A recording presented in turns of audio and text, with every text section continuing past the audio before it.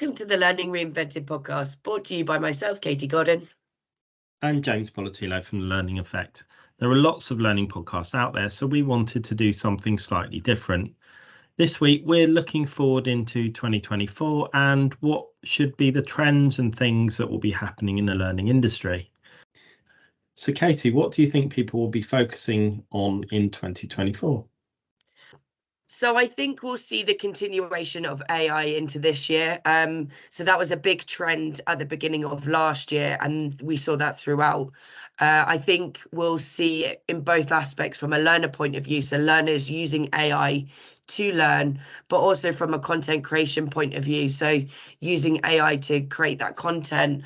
And yeah, I think that's definitely going to be a big trend for this year. I think just building upon that use of AI, people have been quite insular in their view of AI in learning so far. So I'm expecting in the coming year and years that we start to see AI getting beyond that content creation, which is where I think most people are using it. So they're using generative AI to structure courses, write prompts, answer questions, use potentially longer term for managing internal knowledge sources. But there's a whole capability of AI we're maybe not tapping into as a learning industry yet, which is thinking about how AI can help us crunch data, identify skills gaps or capability gaps for your business, or opportunities for the learning team or for your business to evolve and grow. And that whole side of things, I think, is pretty untapped in the learning space, but I think will become more prevalent as people gain more confidence and tools start to make it easier for people to access those things. Yeah, definitely. I think the tools that we've seen so far in regards to AI definitely can be developed more. And I think they'll become more user friendly, because some of them that I've kind of tinkered around with have been a bit more difficult to use. You've really got to kind of understand and what you need to be entering in to kind of create text and things like that. So I think they'll become more established and more evolved. So they'll become more common, not just in learning. I think it'll be in our everyday lives as well. We'll be using them to create images and things like that. So yeah, definitely AI is a big one.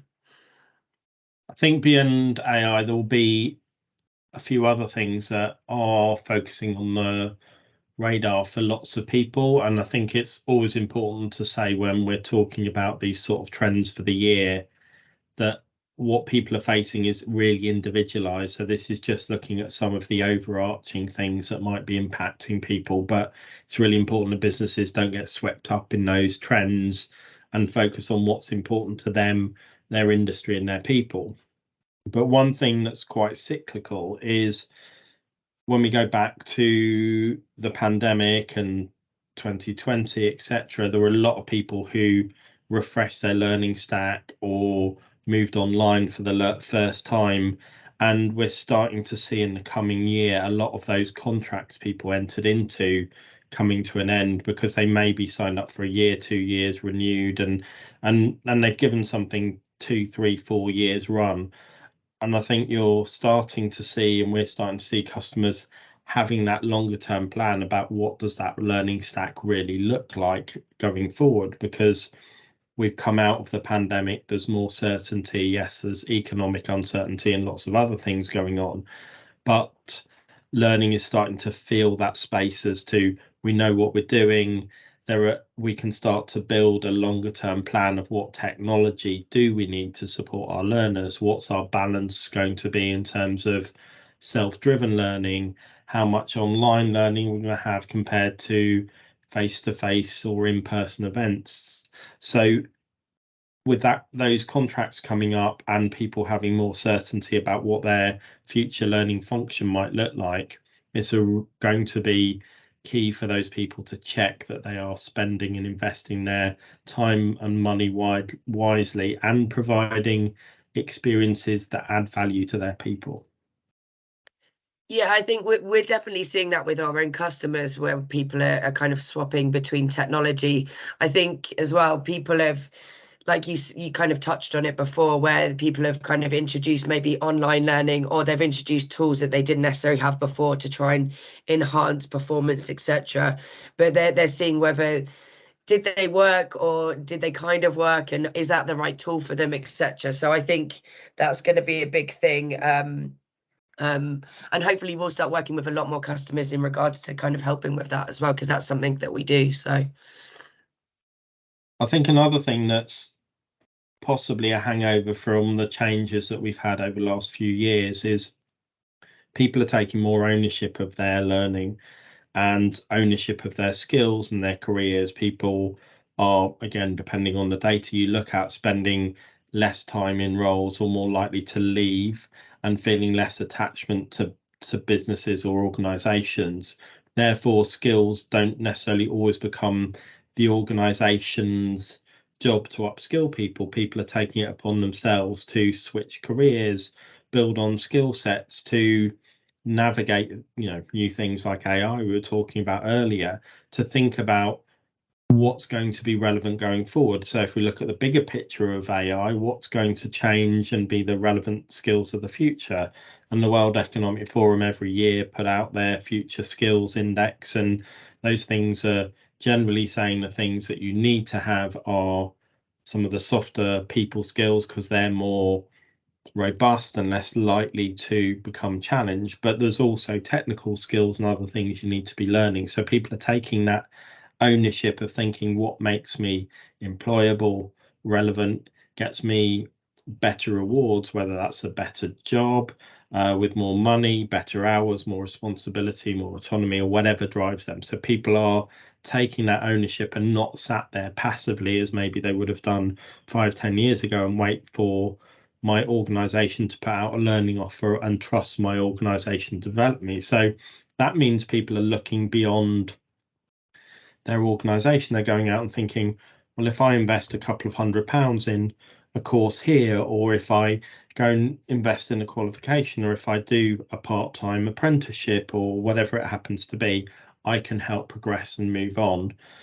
And underpinning that, again, lots of technology like blockchain for digital qualifications and accreditations and badging and different things are going to make that more commonplace going forward.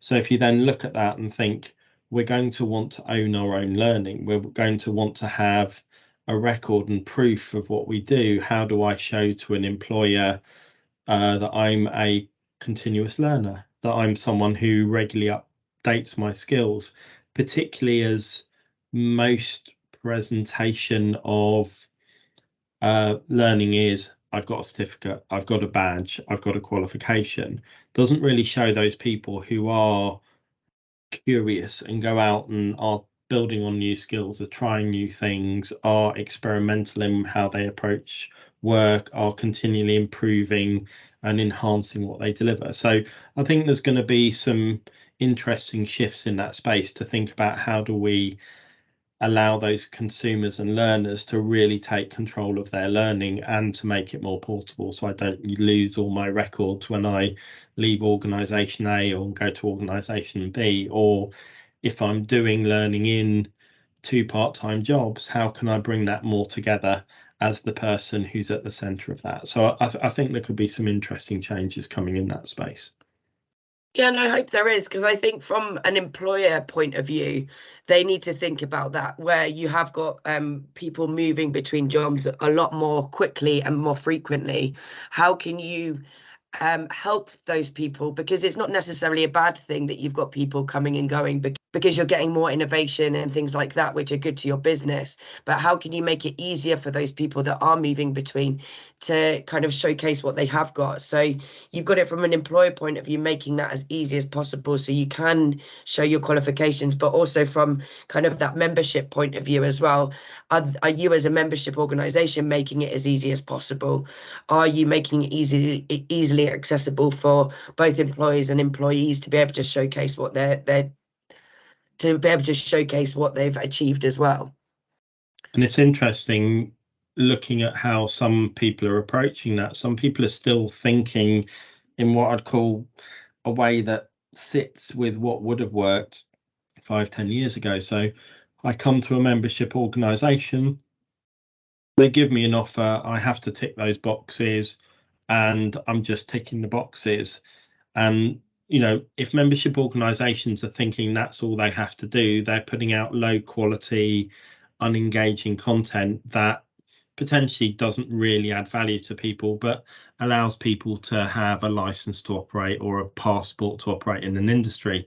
Whereas where industries are really trying to change and evolve and put themselves ahead of others and become industries or organizations that people really choose to work in because they're making a difference, there we're seeing those membership organizations or those training providers not accepting that poor quality delivery and provision that's existed in the past. They're not just buying the cheapest 500 SCORM courses off the shelf and putting them into their system. They're actually saying, we demand more for our customers. We want to be creating consumer grade experiences. We're wanting to be at the cutting edge of thought leadership in this particular area, etc., etc. So there is a change in that space of both training providers, professional bodies, unions, all of those people who potentially are providing learning into the individual as the customer rather than just the organization.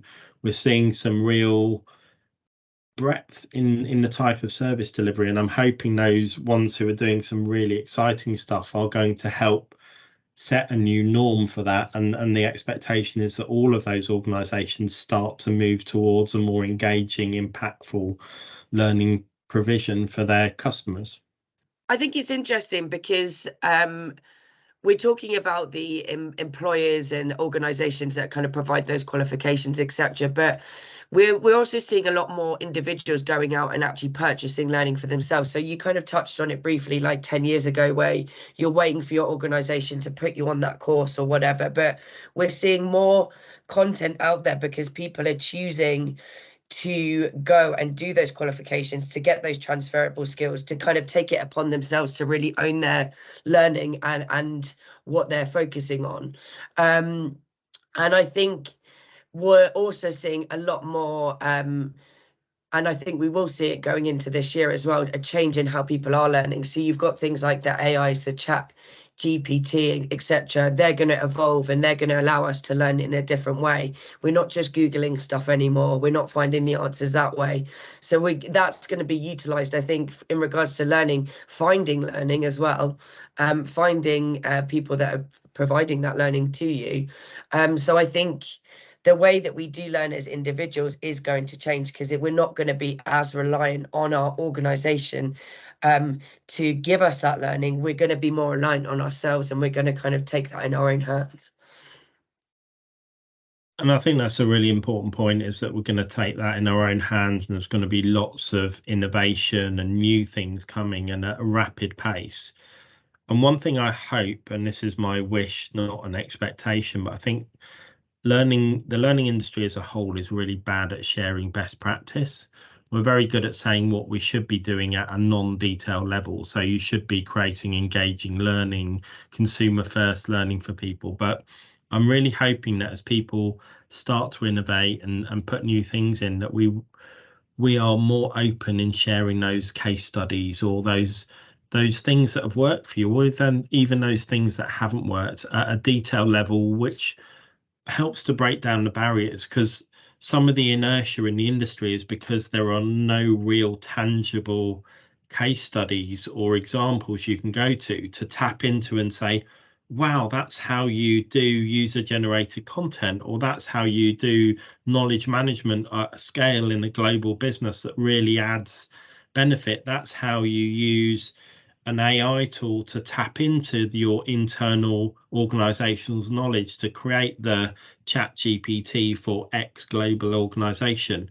And I think people are going to be doing some really interesting things in that space. And we seem to be very insular in not wanting to share and thinking everything's private. Whereas I think if we're more collaborative and honest as well about sharing what we've done, what works, because often the award winners are not really doing anything particularly well. They've just written a good award submission or bought a table, etc. So I would like more of that sharing, and I'd love more of those success or non-success stories to come and talk to us again on the podcast, so we can start to spread that messaging, because I'd like 2024 to be a year where we are creating a new expectation for learning and pulling some of those threads we've talked about together. Definitely. I think we've spoken about this before, or kind of touched upon that in regards to not when you're implementing things or when you're looking to change things, it all doesn't fit into one template. So it's not going to necessarily, just because it worked for one business, it might not necessarily work in exactly the same way for other businesses. So you're going to have to use workarounds. You're going to have to think outside the box. You're going to come up with different solutions. But I think, yeah, you're definitely right. If people shout about those more, it'd be really interesting to kind of share those best practices and help people realize that you're not going to just implement something and change the world. You really need to work at it. But if you're sharing those ideas, it makes it a lot easier to be more confident in doing that as well. Yeah, absolutely. I'm looking forward to the year and seeing what does happen and what does change, and the new things that we can't even anticipate that will come along as well. Yes, definitely. Thank you for listening to this episode of the Learning Reinvented podcast. We hope you enjoyed it. If you've not already done so, please follow our podcast. And if the learning effect can help you and your organisation, please do get in touch. You can find both James and Katie on LinkedIn, and our contact details are in the show notes below.